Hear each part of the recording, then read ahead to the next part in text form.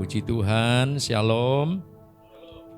Kita sama-sama kembali pada sore hari ini untuk datang di rumah Tuhan dengan satu tujuan, untuk tentunya kita menyenangkan dan menyukakan Tuhan. Amin. Kita tidak dapat membalas segala kebaikan Tuhan, tetapi kita boleh percaya bahwa Tuhan selalu ada di dalam seluruh aspek kehidupan kita. Amin. Yuk, pada sore hari ini saya mungkin baru pertama kali ke Semarang. Ya.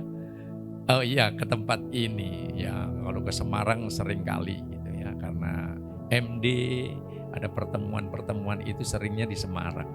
Tapi untuk melayani di tempat ini baru kali ini.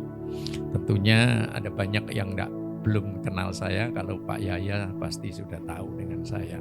Apalagi Pak Andi ini, ya namanya aja sama, Timotius Sumantri dan Timotius Andi Cahyono. Ya, mari cukup ya perkenalan. Mari kita akan belajar dari firman Tuhan. Tadi pagi saya juga menyampaikan memiliki pikiran Kristus.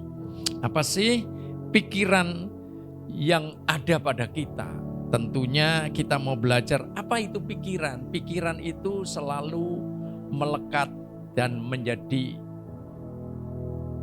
identitas di dalam perjalanan hidup kita ini ditentukan siapa saudara dan saya adalah bagaimana kita berpikir. Amin. Karena ada seorang rabi melihat pikiran itu sebagai tempat benih dari jiwa. Dikatakan apa yang kita pikirkan itu menjadi siapa kita.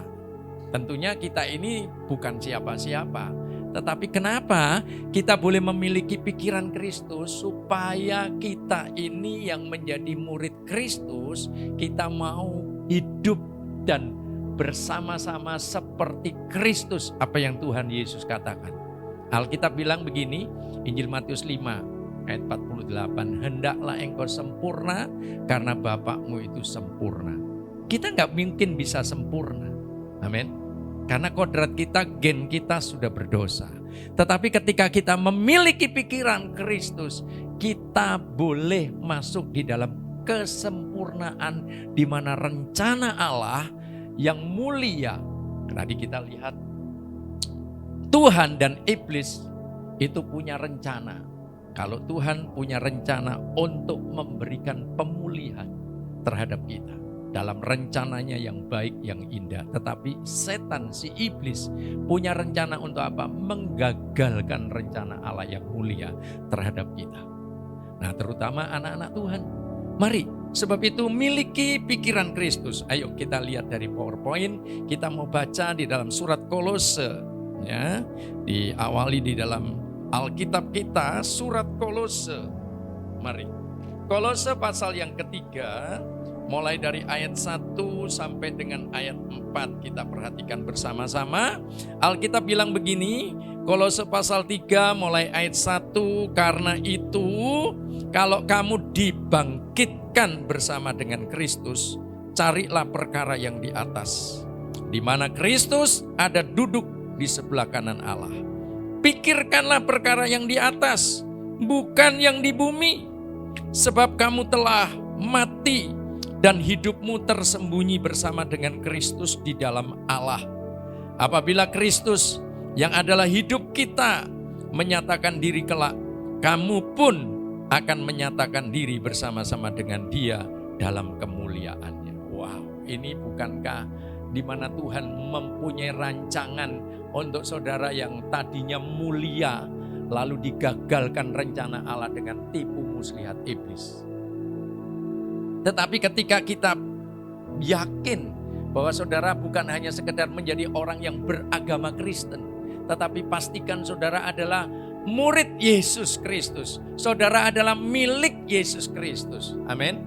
Ini pengajaran kedewasaan, bagaimana kedewasaan iman, kerohanian kita. Makanya di dalam Alkitab ini dimulai di dalam surat Kolose pasal 3 dari ayat 1. Karena itu kalau kamu dibangkitkan bersama dengan Kristus, carilah perkara yang di atas. Bukan berarti kita harus memikirkan surga. Lalu kita nggak perlu memikirkan apa yang di dalam kehidupan yang nyata real hidup di dunia ini. Boleh-boleh saja, itu nggak salah. Tetapi dalam seluruh aspek kehidupan kita, apa yang kita jalani, itu dimulai dari mana sikap hati dan pikiran kita itu menentukan siapa saudara dan saya. Amin.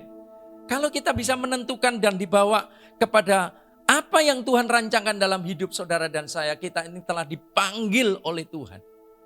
Karena Tuhan dalam rencananya yang mula-mula menciptakan manusia, manusia itu ciptaan Allah yang termulia dibandingkan ciptaan-ciptaan yang lain. Tetapi dalam awal rancangan Allah sebelum manusia diciptakan, Tuhan sudah menyediakan alam semesta dengan segala isinya. Wow. Manusia diciptakan, ditempatkan dalam Eden, Taman Eden, lalu diberikan satu otoritas dan diperintahkan untuk berkuasa atas semua apa yang diciptakan Tuhan. Itu manusia pertama. Sebelum manusia itu gagal, jatuh dalam dosa. Nah, saudara-saudaraku, makanya itu kita dikatakan di sini, karena itu kalau kamu dibangkitkan bersama dengan Kristus, carilah perkara yang di atas di mana Kristus ada, duduk di sebelah kanan Allah. Pikirkanlah perkara yang di atas, bukan yang di bumi. Nah, kalau saudara ingin dikembalikan apa yang menjadi rencana Allah yang mulia, yang kekal, sekalipun kita, nenek moyang kita sudah kodratnya jatuh dalam dosa, diusir dari Taman Eden. Tetapi pribadi Allah yang kekal itu, dia firman menjadi manusia. Dia ingin kembalikan bagaimana kodrat, panggilan, rencana, rancangan Allah kepada kita. Yaitu rancangan damai sejahtera. Rancangan di mana kemuliaan Allah dinyatakan. Tadi ayat 4 dikatakan, apabila Kristus yang adalah hidup kita, hidup saudara dan saya sebagai orang percaya, menyatakan diri kelak, kamu pun akan menyatakan diri bersama dengan dia dalam kemuliaannya. Ini rencana Tuhan yang tidak pernah terpikirkan oleh kita, di mana dunia ini tidak bisa memberikannya kepada kita. Orang seringkali salah dalam pola pikir. Loh, manusia hidup perlu berpikir matang untuk merencanakan segala perkara. Baik, itu enggak salah. Tetapi Allah mau ketika saudara percaya kepada Kristus, terlebih ketika saudara dan saya telah dibangkitkan di dalam Kristus Yesus. Nah, bagaimana? Step by step sebelum kita mengalami kebangkitan, tentunya kita menjadi orang yang dulunya berdosa, terhilang. Tetapi Kristus, dia datang untuk mencari orang berdosa, mencari orang yang terhilang. Amin. Ketika saudara didapatkan, ayo, tujuannya apa? Bukan hanya sekedar menjadi pengikut Kristen, hanya beragama Kristen. Tetapi ketika kita mengalami perjumpaan, Tuhan memberikan solusi jalan keluar. Untuk saudara dikembalikan kepada apa yang dirancangkan Tuhan kepada kita.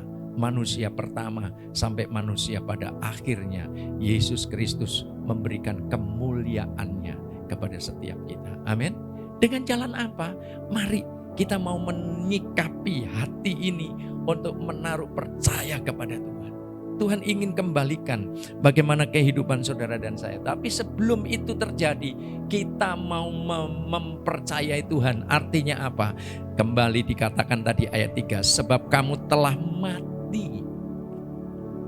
Ya, kamu telah mati dan hidupmu tersembunyi bersama dengan Kristus di dalam Allah.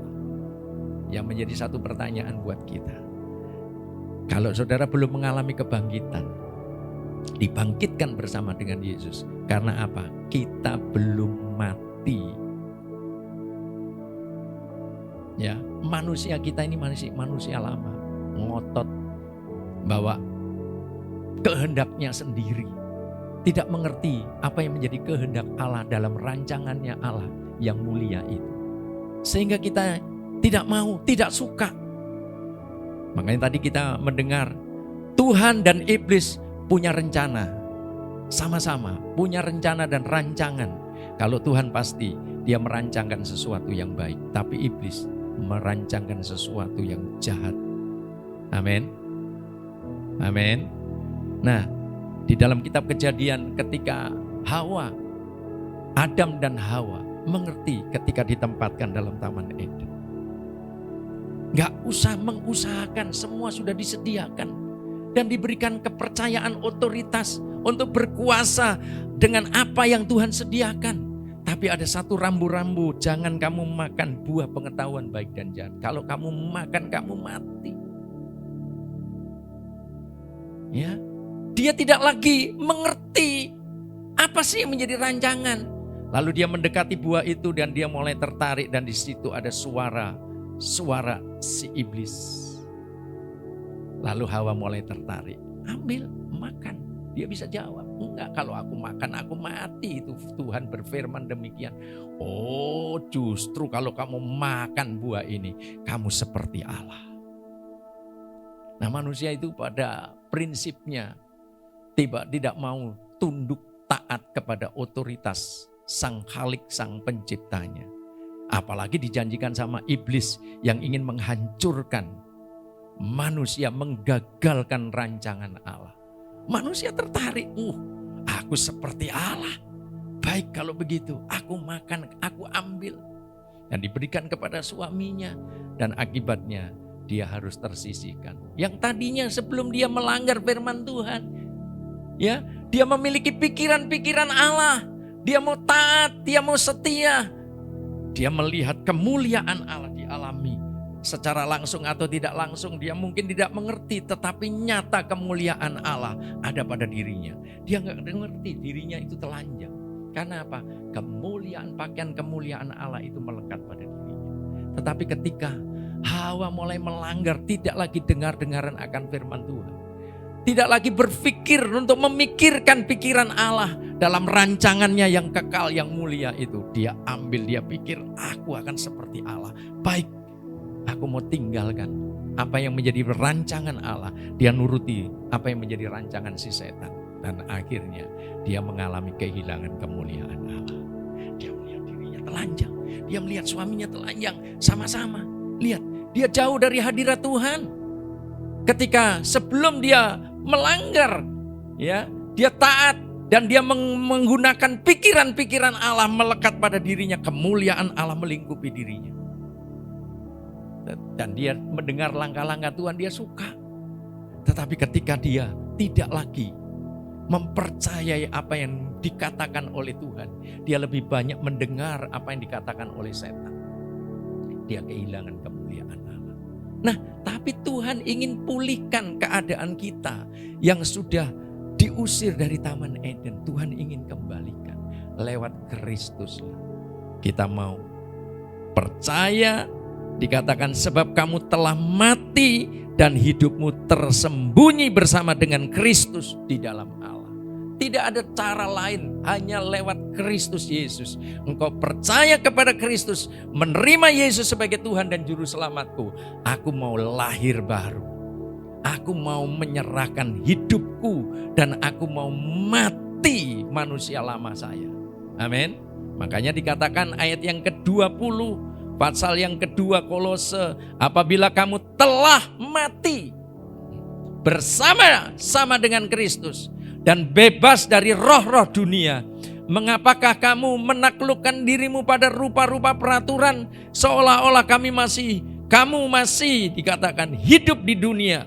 Jangan jamaah ini. Itu agama.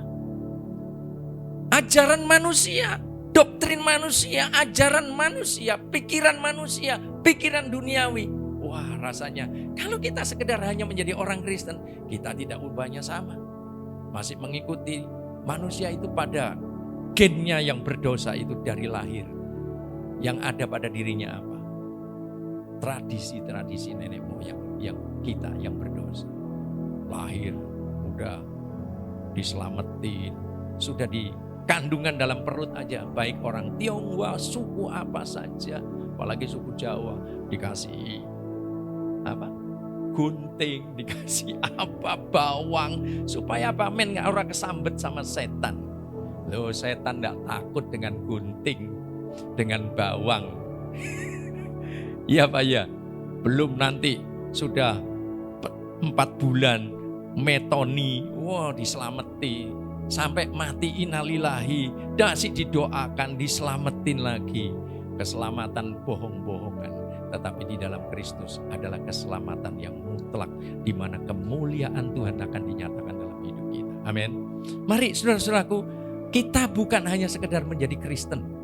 Mari kita mau mati. Makanya orang yang mau menerima Kristus, dia percaya Kristus, dia harus berani menyerahkan dirinya untuk kepada Kristus. Ada jemaat di Wanarja, waktu saya layani, ya, dulu kecil, dia bilang aku kecil om Katolik, tapi sekarang nikah sama orang Wanarja, ya, dari seberang.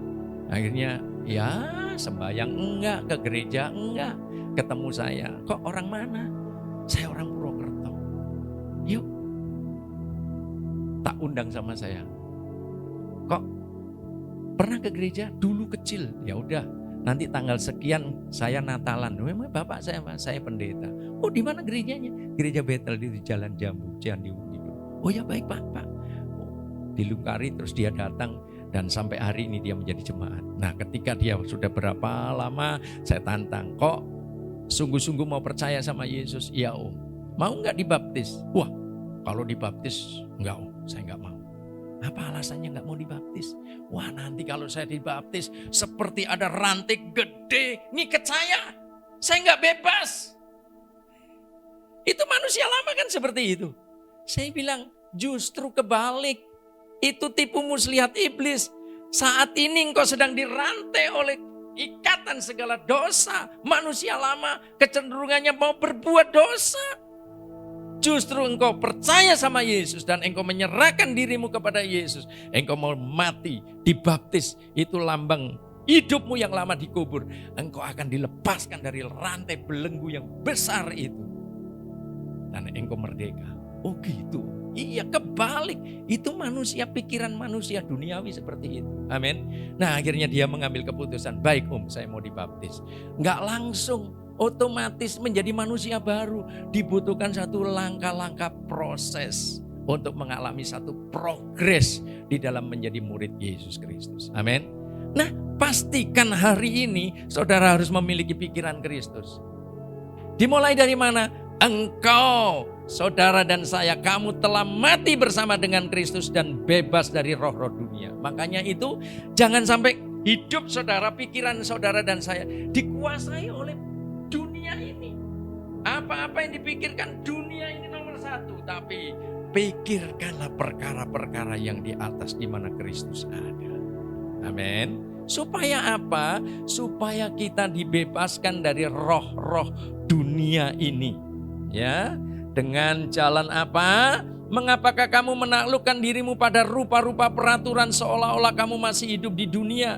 Jangan jama ini, jangan kecap itu, jangan sentuh ini. Semuanya itu hanya mengenai barang yang binasa oleh pemakaian yang hanya menurut perintah-perintah dan ajaran-ajaran manusia.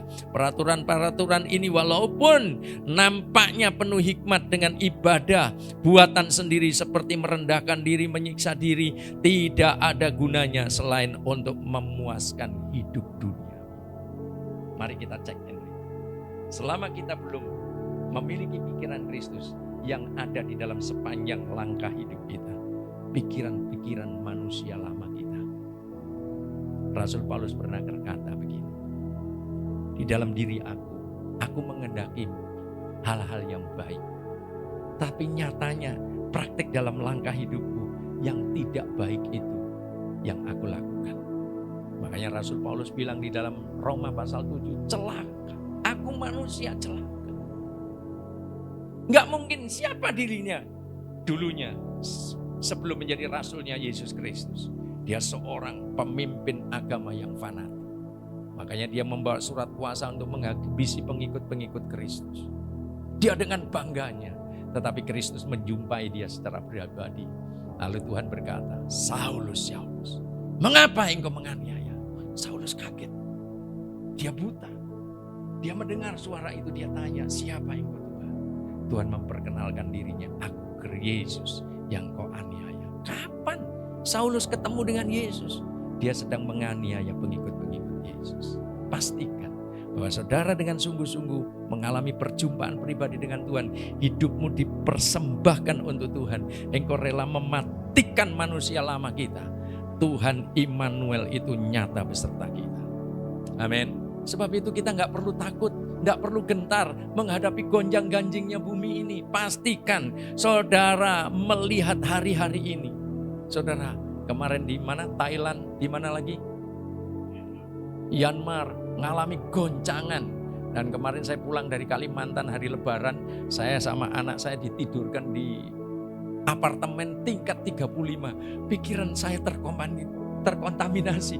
Wah, ini Indonesia juga ada satu gempa ini. Kalau saya tidur di apartemen tingkat 35 ada gempa, digoyang gini lalu runtuh. Wah, nggak ditemukan ini mayat Timotius, mungkin terpendam dengan gedung tinggi itu. Wah, pikiran negatif dan rasa takut, betul? Tapi saya bilang, Tuhan ampuni saya. Kenapa saya takut mati? Kondisi keadaan apapun saya boleh mati. Hari ini mati, besok mati, lusa juga mati. Bakal mati. Tapi pastikan engkau mati di dalam Kristus Yesus. Gak perlu dirasa. Rasa takut ada, normal itu. Kalau saudara bilang, Pak Tim gak punya rasa takut. Enggak, bohong. Loh, kita masih hidup ini rasa takut, rasa khawatir itu ada. Amin. Ada nggak? Ada. Saya kemarin di Kalimantan 2 hari sebelum pulang, ada angin besar, hujan deras, saya sampai takut, saya masuk. Nah, begitu pulang naik pesawat dari Kalimantan loh saudaraku, dari Pontianak ke Jakarta kan cuma 1,5 jam. Saya nggak pernah mengalami ketakutan karena saya melihat ini keadaan Thailand, Myanmar, gempa gitu, sampai istri saya, Papa jangan lihat seperti itu, kalau ngelihat itu terkontaminasi. Kan lihat aja nggak apa-apa. Tapi benar saudaraku, ketika naik pesawat Citylink kan kecil saudaraku, waduh, malam lagi, delay lagi, harusnya jam 7, jam 6, setengah 7, didelay jam 7.20. Waduh, ya sudah. Penerbangan hari ini aman, cuaca ya hujan tapi cukup aman. Wah, begitu mulai naik, saya selalu berdoa. Istri ngomong, aku doa. Dia heran, gak biasanya Papa seperti itu, kok aku doa. Aku terkontaminasi. Loh, itu nyata. Amin. Terus saya merenungkan, oh iya begitu dapat tema ini. Ngapain aku takut? Perbanyaklah memikirkan perkara-perkara yang kekal lewat benih kekekalan, yaitu firman Tuhan. Mungkin temanya yang sama, mungkin saya cara ngomong tadi di Wonosobo dan hari ini di Semarang, sore ini berbeda, tapi tujuannya sama. Ayo, hati kita, saudara dan saya harus melekat kepada Dia. Amin. Gonjang-ganjingnya bumi ini boleh terjadi karena Tuhan, tetapi pastikan saudara ada di dalam kerajaan yang tidak tergoncangkan. Siapa? Kristus Yesus. Amin. Ketika saya mengalami intimidasi, mau bangun gereja di Wanareja, saya dikeroyok dengan lingkungan, diancam. Saya bilang, beri waktu saya berdiri. Saya berdiri di tengah masa. Saya bilang, saya tidak takut ancaman saudara. Hari ini saya mati, besok mati, juga lusa mati. Saya hadapi tantangan saudara. Tapi roh saya berdoa. Hari itu saya nggak ngalami ketakutan, kegentaran sedikit pun. Mau dikebukin oleh masa, saya bilang, saya hadapin saudara. Hari ini saya mati, besok mati, lusa mati. Tapi saya tidak mau takut dengan ancaman saudara. Saya melakukan sesuatu yang baik. Saya mau bangun, minta doa restu, mau bangun tempat ibadah. Saya bukan bangun tempat prostitusi.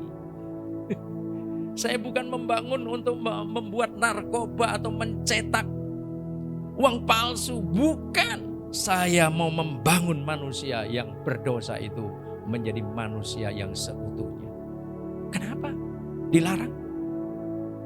Saya bilang gitu. Dan terjadilah kemenangan di pihak saya. Amin. Dan Tuhan izinkan saya mengalami kemenangan untuk bisa membangun rumah Tuhan. Yuk kita akan lihat next. Poin selanjutnya, ciri-ciri pikiran yang sesuai dengan pikiran Kristus. Apa sih ciri-cirinya? Pikiran yang memiliki sesuai dengan pikiran Kristus. Ayo kita mau melihat. Yang pertama, ya, kita perhatikan, aku enggak keton ya. Yang selayaknya kita pikirkan adalah hal yang mulia atau kudus. Mari kita mau baca Filipi pasal yang keempat. Buka di depan Kolose, saudara akan ketemu surat Filipi pasal yang keempat. Filipi pasal yang keempat ayat 8 dan 9. Perhatikan firman Tuhan. Jadi akhirnya saudara-saudara, semua yang benar, semua yang mulia, semua yang adil, semua yang suci, semua yang manis, semua yang sedap didengar, semua yang disebut kebajikan dan patut dipuji, pikirkanlah semuanya itu.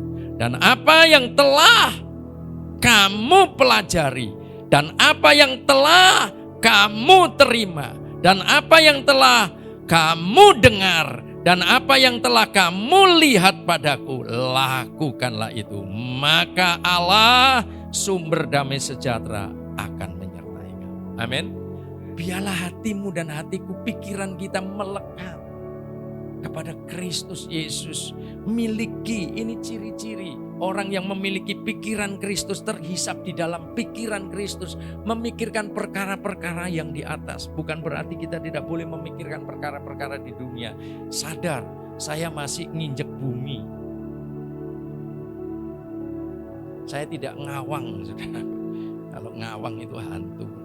Orang yang masuk di naik Apollo, mau dijadikan bulan supaya penduduk bumi itu kalau bisa transmigrasi pindah di bulan, nggak bisa, sudah ngawang ya.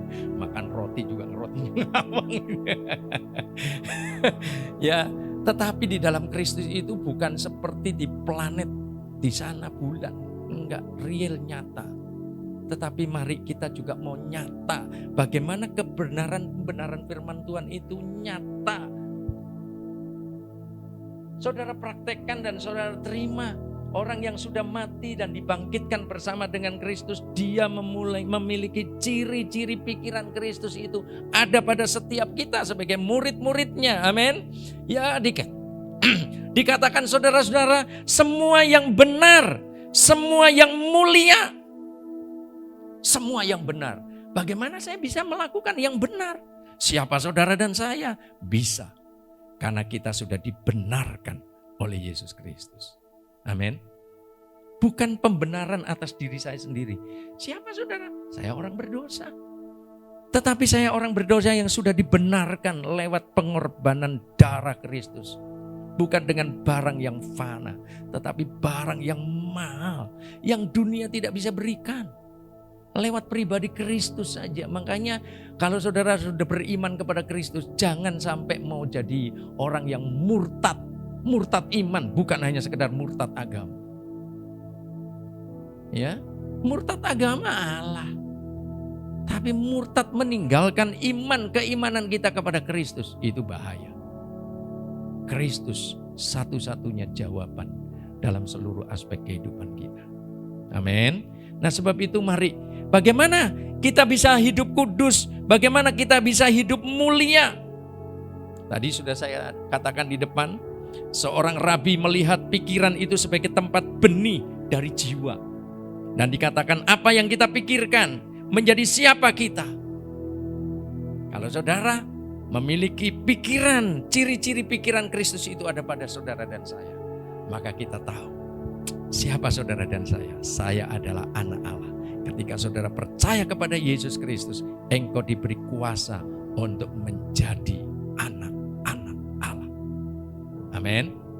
Kalau dulu Adam dan Hawa diusir dari Taman Eden, padahal sebelum dia melanggar firman Tuhan, dia mengalami kemuliaan Allah. Dia tidak mengerti bahwa dirinya telanjang. Tetapi ketika dia menyimpang, tidak lagi dengar-dengaran akan firman Allah, rontok kemuliaan Allah. Dia telanjang dan manusia mengusahakan dari daun ara menutupi kemaluannya. Gak cukup. Tapi rancangan Tuhan tetap berjalan. Sebelum manusia, Adam dan Hawa usir keluar dari Eden, Tuhan adakan korban kulit binatang menggantikan usaha manusia. Amin. Itu sudah satu lambang nubuatan yang akhirnya nubuatan itu dinyatakan lewat pengorbanan Yesus Kristus. Wow, ini rancangan Tuhan yang mulia, yang tidak dapat digagalkan oleh siapapun, apalagi oleh tipu muslihat iblis. Nah, makanya kalau saudara ingin menjadi pemenang, jangan sampai dipecundang. Mari, biarlah hidupmu berpadanan dengan kebenaran-kebenaran firman. Amin. Kisah Para Rasul pasal yang ke-17. Mari kita akan buka Alkitab kita. Kisah Para Rasul pasal yang ke-17. Firman Tuhan berkata dengan jelas gamblang ayat yang ke-28. Kisah Para Rasul pasal yang ke-17 ayat yang ke-28. Firman Tuhan berkata gini, sebab di dalam Dia, di dalam Kristus kita hidup, kita bergerak, kita ada, seperti telah juga dikatakan oleh pujangga-pujanggamu, sebab kita ini dari keturunan Allah juga. Amin. Makanya saudara harus bangga. Saya diberi kuasa, otoritas menjadi anak-anak Allah. Ada jemaat di Wanarja tapi sudah almarhum. Latar belakangnya dia dukun ebek. Dukunnya kuda lumping. Ya. Orangnya sudah sepuh tua, buta huruf lagi. Tapi anehnya dia tiap ke gereja bawa Alkitab. Enggak dibungkus koran, Alkitab buku ini. Ditanya tamu, "Mbah, yang di?" Ditunjukin Alkitabnya diangkat. Apa itu, Mbah? Alkitab, firman Allah. Jadi Mbah yang gereja, iya yang gereja. Bangga banget. Padahal buta huruf. Loh, hari ini ada banyak orang muda kalau ke gereja. Siapa yang bawa Alkitab? Ada nggak? Ada. Iya, pakainya yang ini. Alkitab. Kata Pak Hardono, kalau salah menggunakan ini setan gepeng. Ini menjadi satu tantangan. Dengerin firman Tuhan, kalau dengerin sih nggak apa-apa, konsentrasi, berpusat dengerin firman Tuhan. Tapi tangannya main, matanya dengerin, jarinya menunjuk kemana-mana. Ini bahaya. Tetapi saya harapkan di sini tidak ada. Amin. Nggak tahu, nggak ada yang ngaku. Tapi pastikan tidak ada. Gembala saudara keras, tegas. Tadi saya ngomong sama Rintus, kalau boleh kamu belum ada pelayanan di mana-mana, pasti gabung di tempat ini. Ikut kepada Bapak rohani ini. Wah, kalau kamu nurut seperti Om Didik, anak-anak muda di Wanarja, pelayan-pelayan Tuhan. Tanya sama Rintus. Kalau setiap pelayan-pelayan Tuhan nggak masuk dalam rumah doa, nggak usah melayani. Amin. Pelayanan ini bukan pelayanan daging, tetapi pelayanan roh. Ketika kita berkoneksi dengan Tuhan, Tuhan yang memberikan kuasanya. Bukan hanya skill, kita bisa pinter jago main melodi, drum, bass, keyboard. Tapi kalau tidak punya koneksi yang benar hubungan dengan Tuhan, semuanya itu nol hampa. Orang dunia sana lebih jago main musik, lebih indah, lebih bagus. Tapi tidak ada kuasa yang memulihkan hidupnya, yang ada keranjingan setan yang ada. Ya, nah sebab itu mari, saya bangga ada jemaat tua itu akhirnya dia pulang. Ketika dia pulang, saya layani, ya dia bilang, "Mbah, buang semua jimat-jimat." Kenapa sih Mbah kok masih? Loh Om, setan yang ada pada saya itu setannya Tuhan. Loh, kok bisa setannya Tuhan? Iya, wong nurut sama saya. Saya kan anak Tuhan. Saya bilang nih, Tuhan itu musuh bebuyutan dengan setan. Setan itu asalnya malaikat Lucifer, penguasa, malaikat pemimpin malaikat, karena dia tidak taat dan dia ingin menyamakan dirinya dengan Sang Pencipta Allah, dia diusir dari tahta Allah, dicampakkan ke bumi ini. Jadilah setan dan dia mempengaruhi sepertiga bagian malaikat-malaikat itu menjadi pengikut-pengikutnya. Ada kunti, ada kuntilana, ada dedemit apa.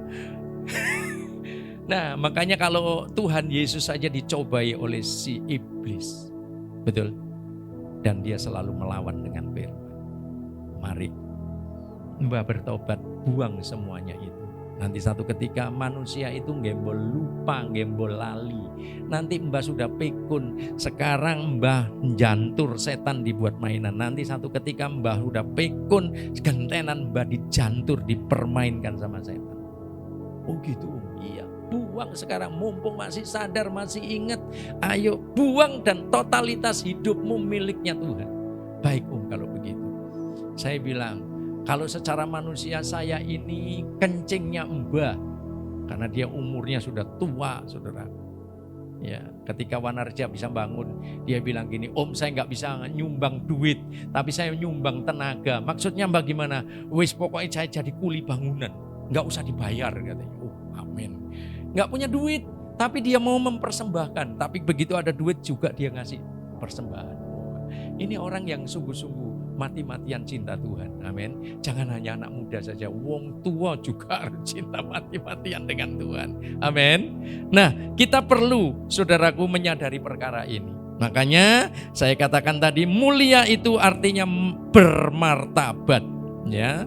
Makanya pikirkan perkara-perkara yang benar, yang mulia. Kita menjadi anak-anak Tuhan harus memiliki martabat yang mulia, martabat yang baik, menjadi anak-anak Tuhan. Ayo kita lihat 2 Petrus, surat 2 Petrus. Kita baca 2 Petrus pasal 1. Yuk sama-sama. Surat 2 Petrus pasal 1 kita baca. Apa yang dikatakan oleh firman Tuhan di dalam surat 2 Petrus pasal 1 ayat yang ketiga. Firman Tuhan berkata, karena kuasa ilahinya, kuasa Tuhan Yesus itu sendiri telah menganugerahkan kepada kita segala sesuatu yang berguna untuk hidup yang saleh oleh pengenalan kita akan Dia yang telah memanggil kita oleh kuasanya yang mulia dan ajaib. Amin. Pastikan iman saudara itu teguh. Hanya Yesus yang menjadikan saudara memiliki martabat yang mulia itu otomatis ada pada kita. Makanya dengan gamblang suratan Petrus ini menulis akan panggilan dan pilihan Allah. Pastikan itu jatuh kepada saudara dan saya. Jangan hanya sekedar kita hanya menjadi orang Kristen. Store muka, Pak Andi absen, datang, hadir. Kemarin kita ngomong-ngomong, ada gereja penyedot, ya, vakum. Di Semarang juga ada dampaknya. Wow, disedot. Bahkan tadi Pak Andi apa siapa bilang, WL ditawarin, ayo melayani WL di tempat saya. Pemain musik. Dikasih PK menjanjikan, piro Pak? Guyuban. Duh, gede banget. Saya bilang sama bos-bos anak-anak Tuhan yang diberkati secara pekerjaannya, usahanya. Nek ngono ya wis enggak usah buka toko, wis jadi WL ae, lumayan gajinya lebih gede daripada keuntungan toko. Ya. Lah kalau motivasinya melayani, kita dipanggil untuk melayani, itu bukan mencari keuntungan untuk diri sendiri, tetapi kembali untuk Tuhan dipermuliakan lewat hidup kita.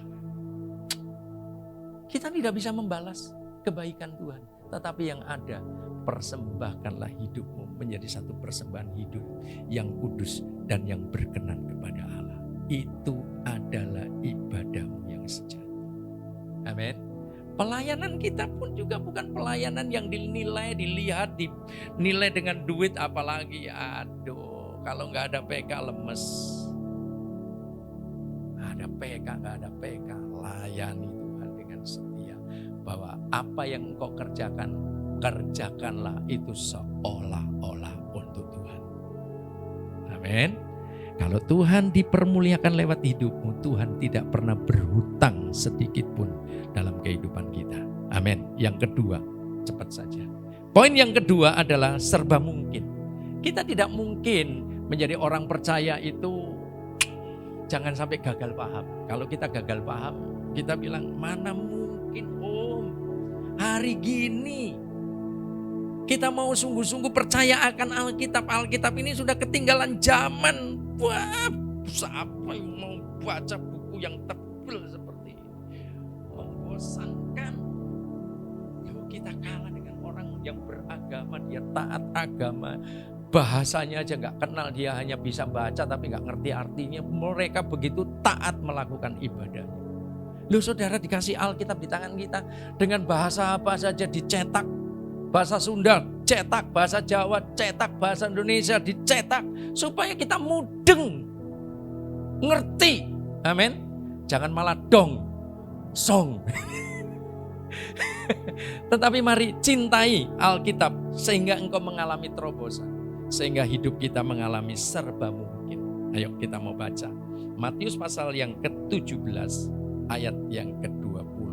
Ini ada satu peristiwa di mana ada seorang ayah membawa anaknya yang kerasukan setan. Ya, permintaan di mana di dalam Injil Matius pasal yang ke-17 ayat yang ke-20, Yesus dikatakan di sini menyembuhkan seorang anak muda yang sakit ayan. Ketika Yesus dan murid-muridnya kembali kepada orang banyak itu, datanglah seorang mendapatkan Yesus dan menyembah. Katanya, Tuhan, kasihanilah anakku, ia sakit ayan dan sangat menderita. Ayat 14-15. Ia sering jatuh ke dalam api dan sering ke dalam air. Aku sudah membawanya kepada murid-muridmu, tetapi mereka tidak dapat menyembuhkannya. Maka kata Yesus, hai kamu angkatan yang tidak percaya dan yang sesat, berapa lama lagi aku harus tinggal di antara kamu? Berapa lama lagi aku harus sabar terhadap kamu? Bawalah anak itu kemari.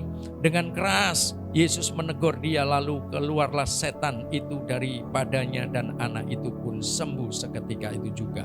Kemudian murid-murid Yesus datang, dan ketika mereka sendirian dengan dia, dengan Tuhan Yesus, bertanyalah murid-muridnya, mengapa kami tidak dapat mengusir setan itu? Tuhan Yesus berkata kepada murid-muridnya itu, karena kamu kurang percaya. Sebab aku berkata kepadamu, sesungguhnya sekiranya kamu mempunyai iman sebesar biji sesawi saja, kamu dapat berkata kepada gunung ini, pindah dari tempat ini ke sana, maka gunung ini akan pindah dan takkan ada yang mustahil bagimu. Amin. Nah, bukan hal-hal yang spektakuler. Hari-hari ini orang mencari sesuatu yang mujizat, yang rasanya yang spektakuler. Sehingga orang itu nggak lagi percaya kepada gerejanya lokal, kepada gembalanya lokal. Kalau boleh ada hamba Tuhan yang kali berdunia, yang gitu, saudara geblak. Lah apa gunanya geblak? Gitu. Nanti benjol kepala saudara kebendur. Ya, bukan berarti anti dengan ya karismatik seperti itu. Itu masih terjadi. Tetapi dengar baik-baik. Kalau itu yang saudara cari ke gereja hanya mujizat dan berkat, saudara akan kecelik, dikatakan gak percaya akan Tuhan. Engkau kurang percaya, engkau sesat. Baik kepada orang tua ini, ya, baik kepada murid-muridnya, karena kamu kurang percaya. Mujizat itu masih ada. Amin. Dan kita diberi kuasa otoritas untuk bisa melakukan segala sesuatu yang rasanya gak mungkin. Tadi pagi saya saksikan ada jemaat ya dari desa. Dan keluarga ini saudaranya 10 anak. Dan salah satu anak ini ya, salah satu anak ini, satu-satunya anak ini. Tapi sekarang adiknya sudah kuliah. Dia bisa kuliah. Waktu dia mondok di saya, ikut saya selama di STM di Wanarja, ikut saya. Makan dengan saya, tidur di rumah, di pastori. Lalu saya tanya pada waktu dia kelas 3, kamu mau kemana? Ada 2 anak. Yang satu bilang, Om, saya mau ke Astra. Oh, puji Tuhan. Kamu yakin ke Astra? Yakin. Punya iman. Ke Astra. Katakan, Tuhan, selesai lulus saya mau daftar ngelamar di Astra. Kamu doa, kamu olahraga, kamu gak ngerokok, nanti pasti kamu sehat, baik rohani maupun jasmani. Imani dengan sungguh-sungguh, percaya, dan terjadi. Begitu lulus, dia masuk Astra. Setahun, lulus, sekarang menjadi pegawai tetap. Yang satu, saya bilang, Bet, kamu mau kemana? Om, saya mau kuliah. Tapi apa daya tangan tak sampai, Om. Maksudnya apa? Mana mungkin saya bisa kuliah? Saya keluar saudara saya 10 orang. Orang tua saya miskin. Rumah punya, bilik. Tapi tanahnya mondok ke Mbah. Gak punya tanah. Lantainya tanah. Rumah dari bilik. Terus, ya mana mungkin saya bisa kuliah? Saya bilang, Bet, kamu anak Tuhan. Gak ada yang tidak mungkin. Mulai hari ini kamu katakan, Tuhan, aku mau kuliah. Ya, mulai hari ini kamu katakan seperti Abed, aku mau masuk Astra. Dan dua-duanya terjadi. Dan kemarin saya pulang dari Kalimantan. Istri saya ngontek anak saya ini. Bet, tante sama om dari Kalimantan. Sekarang di Bandara Jakarta. Tolong aku carikan tempat untuk nginap malam ini. Besok Samuel jemput saya. Oh baik tante. Udah dicarikan. Udah tante. Gak usah jauh-jauh dari bandara. Itu ada pak apartemen ya tadi. Dititipkan apartemen tingkat 35. Saya bilang, oh ya sudah. Saya naik Bluebird. Tiba di situ. Udah gak lama dia datang. 5 menit dia datang. Bawa makanan. Ngerti. Ada orang tuanya datang bawa makan malam untuk saya dan istri. Puji Tuhan. Ayo tante. Ini kuncinya masuk apartemen.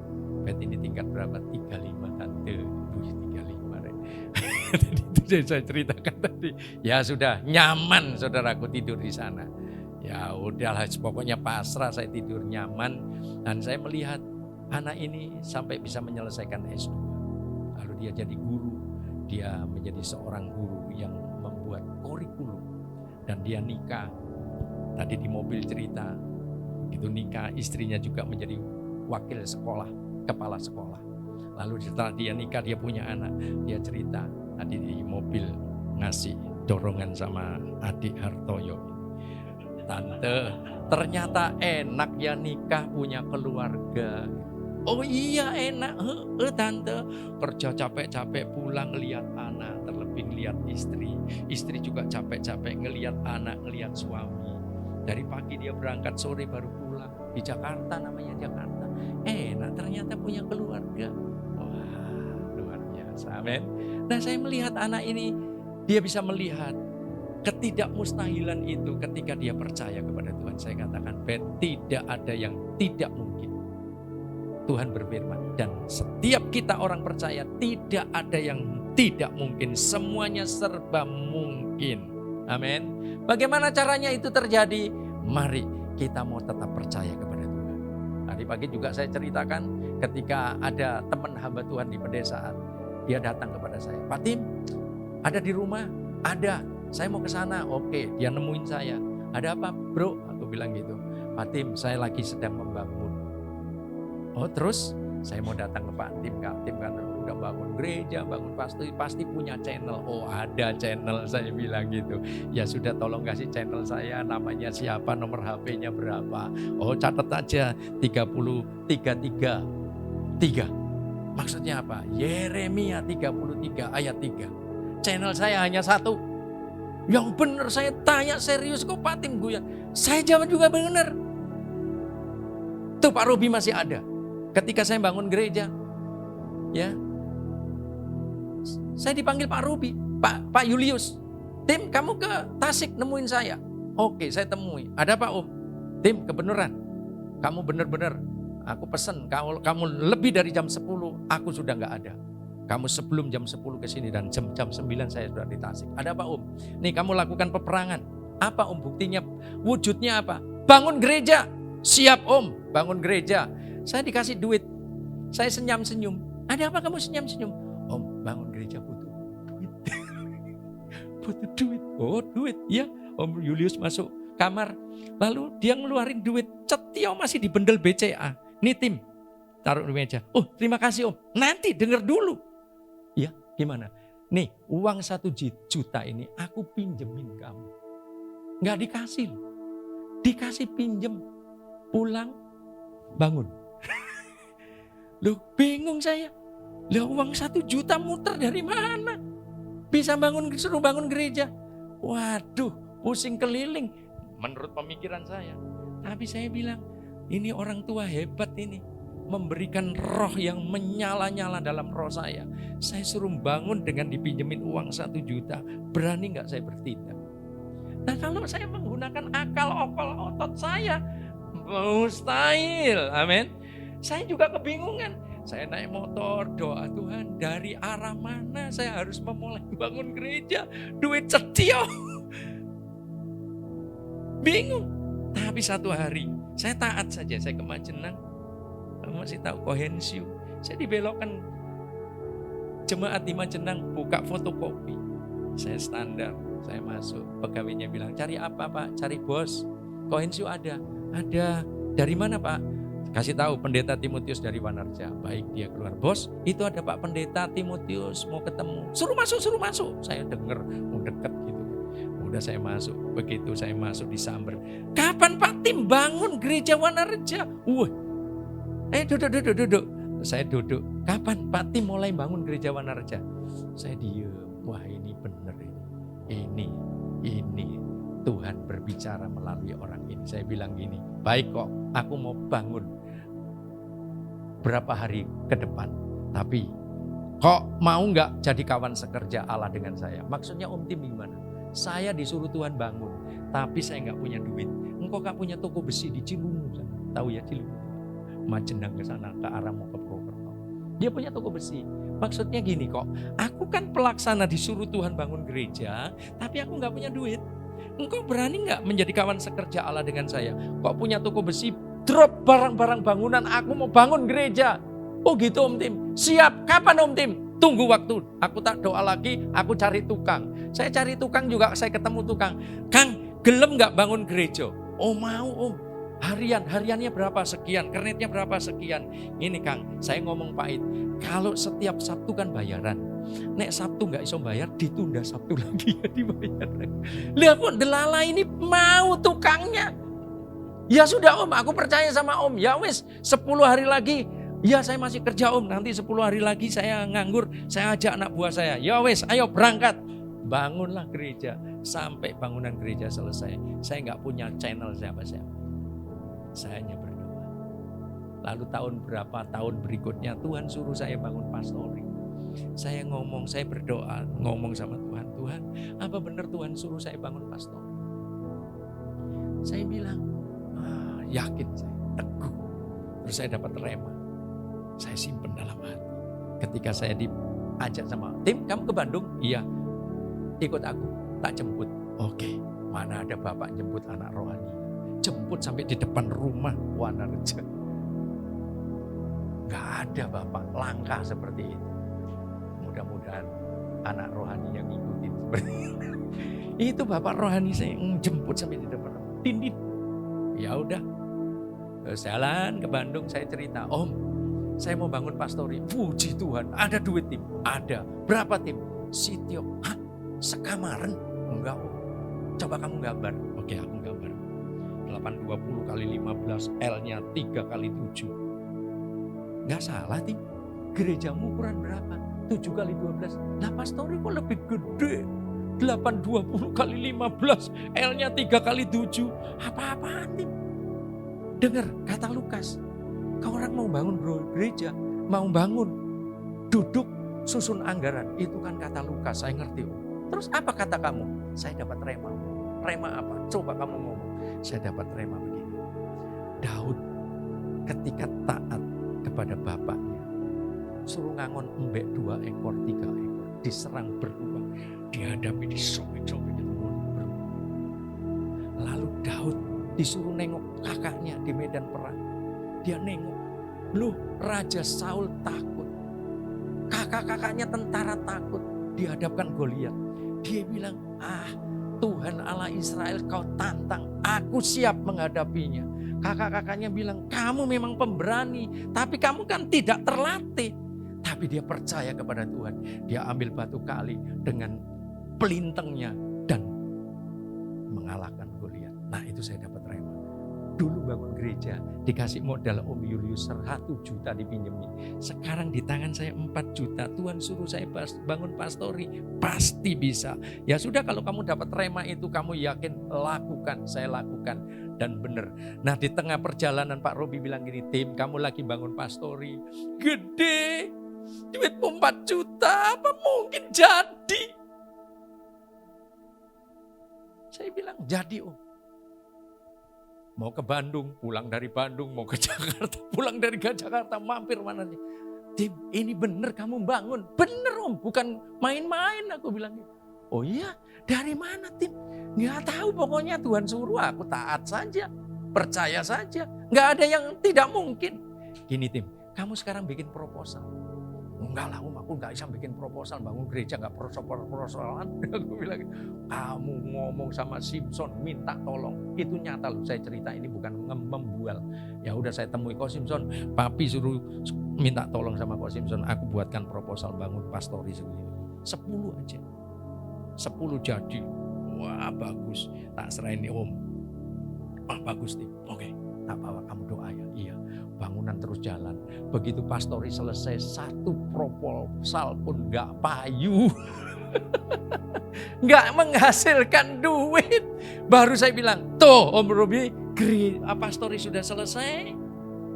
Proposal yang dari Om 1 pun gak menghasilkan. Alami Tuhan. Amin. Makanya ketika kita mengalami secara pribadi dengan Tuhan tidak pernah mempermalukan kita. Pastikan. Amin. Nah sebab itu mari kita harus memiliki kesiapan hati sungguh-sungguh. Makanya pakai pikiran Kristus mendominasi pikiran. Kita mau baca 1 Korintus pasal yang kedua ayat 16. Cepat saja, istri saya sudah ngasih.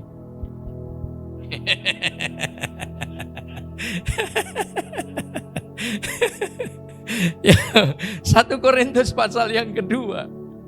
Yuk kita akan memperhatikan Alkitab kita ayat yang ke-16. Mari kita baca sama-sama. 1 Korintus pasal yang kedua ayat 16 sudah didapatkan. Ayo kita baca sama-sama. 2, 3. Sebab siapakah yang mengetahui pikiran Tuhan sehingga ia dapat menasehati dia?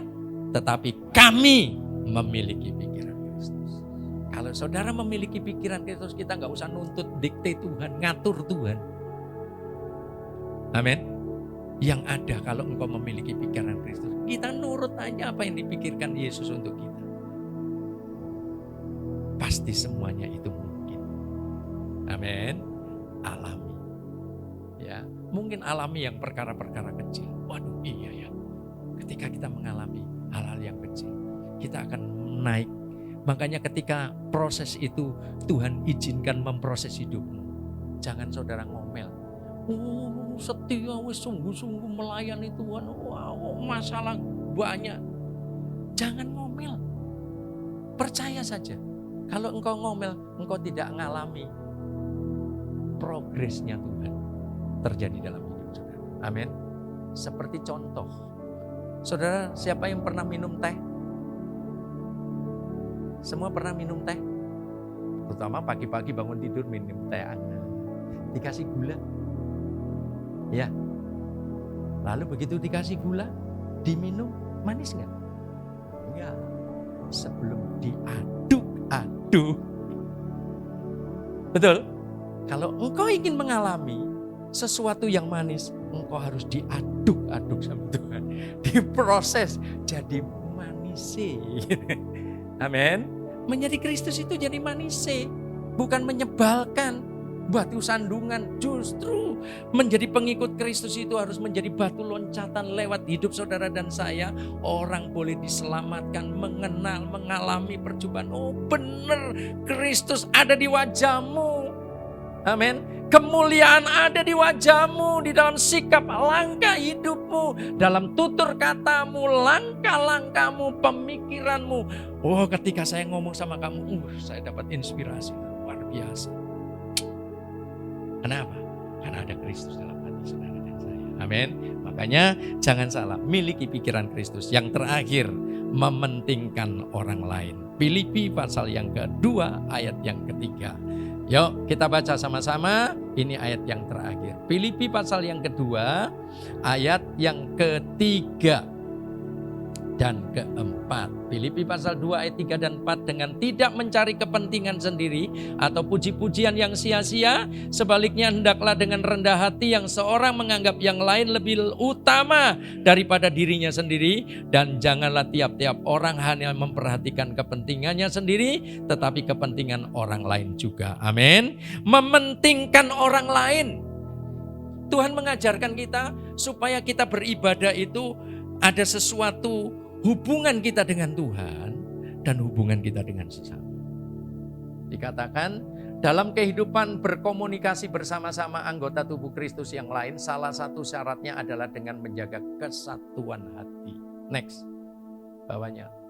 Kesehatian diawali dengan cara berpikir benar. Dalam hal ini tidak memikirkan kepentingan sendiri melainkan kepentingan orang lain lebih dahulu. Memikirkan kepentingan orang lain dimulai dari sikap kerendahan hati seperti apa yang Kristus teladankan. Amin. Nah, kerendahan hati kita menunggu waktunya Tuhan itu waktu yang terbaik. Dan kita jangan salah konsep. Ke gereja itu bukan mencari keuntungan untuk diri sendiri. Ke gereja itu bukan mencari mujizat dan berkat. Bagaimana kita mau mencari untuk menyenangkan Tuhan? Kalau kita menyenangkan Tuhan, luar biasa. Saya akhiri dengan ilustrasi. Suatu hari seorang wanita pulang ke rumah dan melihat 3 pria berjanggut duduk di halaman. Ia tidak mengenal mereka, tetapi dengan ramah ia mengundang mereka masuk untuk makan. Namun salah satu pria bertanya, "Apakah suamimu sudah pulang?" Wanita itu menjawab, "Belum, dia masih di luar." Mereka pun berkata, "Kalau begitu kami akan menunggu sampai suamimu kembali." Saat senja suaminya pulang, dan sang istri menceritakan kejadian itu. Sang suami lalu berkata, "Ajak mereka masuk untuk makan malam bersama." Wanita itu kembali keluar dan mengundang mereka masuk. Namun, salah satu pria berkata, "Kami tidak bisa masuk bersama." Ia kemudian memperkenalkan diri mereka. "Dia kekayaan, yang ini kesuksesan, dan aku sendiri kasih sayang. Silakan pilih siapa yang boleh masuk ke rumahmu." Sang suami berpikir sejenak lalu berkata, "Mari kita undang kekayaan agar rumah kita penuh kemakmuran." Namun istrinya tidak setuju. "Mengapa tidak kesuksesan? Kita butuh keberhasilan dalam berusaha." Anak mereka yang mendengar percakapan itu menyela, "Bukankah lebih baik kita mengundang kasih sayang? Rumah kita akan penuh kehangatan dan kebahagiaan." Suami istri itu saling berpandangan dan akhirnya setuju dengan saran anak mereka. "Baiklah, ajak masuk kasih sayang," kata sang suami. Wanita itu kembali keluar dan berkata, "Siapa di antara kalian yang bernama kasih sayang? Silakan masuk." Kasih sayang berdiri dan berjalan ke arah rumah. Namun, kekayaan dan kesuksesan juga ikut masuk. Wanita itu terkejut dan bertanya, "Aku hanya mengundang kasih sayang. Mengapa kalian ikut?" Kekayaan dan kesuksesan tersenyum dan berkata, "Jika kamu memilih kekayaan atau kesuksesan, yang lainnya akan tetap di luar. Namun karena kamu memilih kasih sayang, kami ikut serta, sebab kami buta. Dan hanya kasih sayang yang dapat melihat. Dialah yang menuntun kami ke jalan yang benar." Cerita ini mengajarkan bahwa kasih sayang adalah kunci kehidupan. Ketika kasih hadir dalam keluarga, kekayaan dan kesuksesan akan mengikuti dengan sendirinya. Ini satu ilustrasi yang seharusnya boleh memberikan inspirasi. Kita seringkali anak Tuhan salah di dalam persepsi, dalam pemikiran kita. Saya ke gereja sih ke gereja, yang saya cari goalnya itu kekayaan, kesuksesan. Padahal Tuhan memberikan satu teladan, kasih sayang kepada kita. Dikatakan tadi, kalau engkau memilih kekayaan, kekayaan itu ternyata buta. Kalau kita kaya tanpa Tuhan, kita bisa buta. Betul? Lupa daratan, melakukan, menghalalkan dengan segala cara. Kalau kita berbicara kesuksesan, engkau bisa lupa akan Tuhan, lupa daratan.